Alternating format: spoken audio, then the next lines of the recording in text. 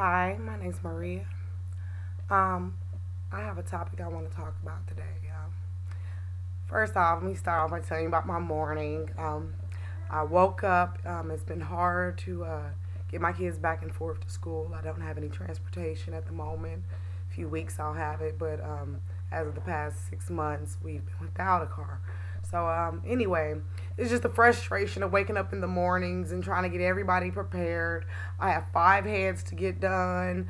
I have to get 5 kids ready, find two uniforms, and then get everybody packed up, and then walk all the way, almost like riding down a freeway. If you were going from one exit to the next one, that's how far it is for me and my kids to walk. Like going from one exit on a freeway to the next one, me and 5 small kids under 7. So yeah, it's raining this morning, and yeah, I couldn't get anyone on the phone. I have other people that live in my apartment complex that also go to my children's school. And I mean, it's just frustrating that people just roll past you, and y'all see me walking with these kids. It's no one else's responsibility but my own, of course. But I'm just saying. I mean, if I seen someone else, when I had my truck, I had a Suburban, I would pick up every child on the way. And I think that mothers, especially all these young mothers, need to stick together. Yeah. So anyway, that brings me to another issue as far as sticking together. Um, so last week, I had a couple of weeks ago, about 2 weeks, I had a lady come knock on my door just randomly, and she's like, "I know you live in my apartments. I mean, I don't really live here in the apartment complex, but she went to explain that her and her children had been staying in a vacant apartment and needed somewhere to go." Now I call myself helping this lady, and I mean, I'm not putting her on blast or anything. It's just the situation in itself was really jacked up. Now, the lady didn't let me know that she wasn't even allowed in the apartment complex, and could risk me getting put out of my own place. But yeah, for the whole week straight, I'm getting the kids together, trying to get everybody rides to school and stuff like that. And because I seen a woman in need, I took the lady to church with me, children sang songs with them, stuff like that, try to address some issues. I seen her son had a lot of anger issues, and, I showed her some of the programs that I show on my blog, Single Divas Exchange.blogspot.com. And, yeah, I mean, I got her child in a boys and girls club along with my daughter because she was older, and her oldest daughter had been raising the kids along with her, and it gave her kid a break, and I shared everything, and not with any intentions of getting anything in return, but just because I genuinely care. I really do care about other women, because you do unto others as you want done to yourself, and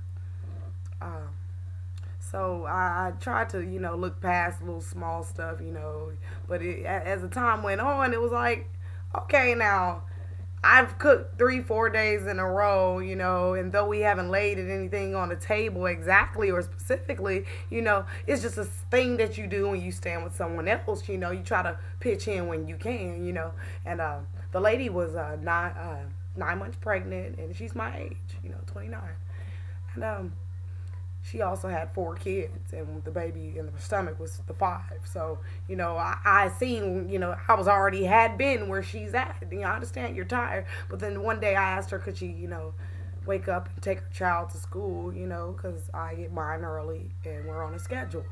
And it helps when they're in school because, hell, I mean, I have less kids here to yell at or, running around while I'm trying to work or, whatever the case may be.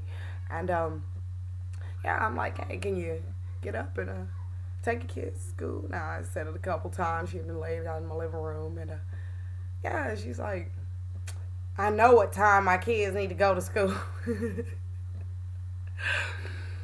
And I'm like, hell yeah.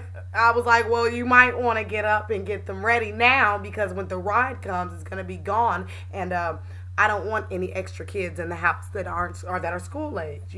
They have somewhere to be. I mean, me and your children together is too many kids. So, yeah, the girl gets up with an attitude and she's like, moving around, she's stumping, slamming stuff, she won't talk to me, though I'm saying, after finally rushing these kids out the door, the chick got upset. I guess she just wouldn't talk to me, and yeah, if you only do all the events that took place that week before, that week of, I mean, the whole week, it was an ex-dude, some domestic violence, getting chased around in apartments.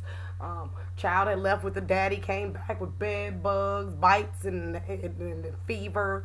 Daughter kept peeing on my stuff, and lady acting like the baby ain't peed, but I know she had. Or son messing on stuff and in stuff, and son ended up, kissing my daughter under the bed type stuff, and just mannish. And it's certain things when you're receiving help from someone, you try to keep certain things in check. Now, kids gonna be kids regardless, but it's another thing when you're staying with somebody else and they're asking you, hey, could you, or mentioning something to you, and you don't even get up to take heed or do anything about what's being said, anyway, that's all beside the point. My whole point is, when giving help to other people, don't sell yourself short or throw yourself under the bus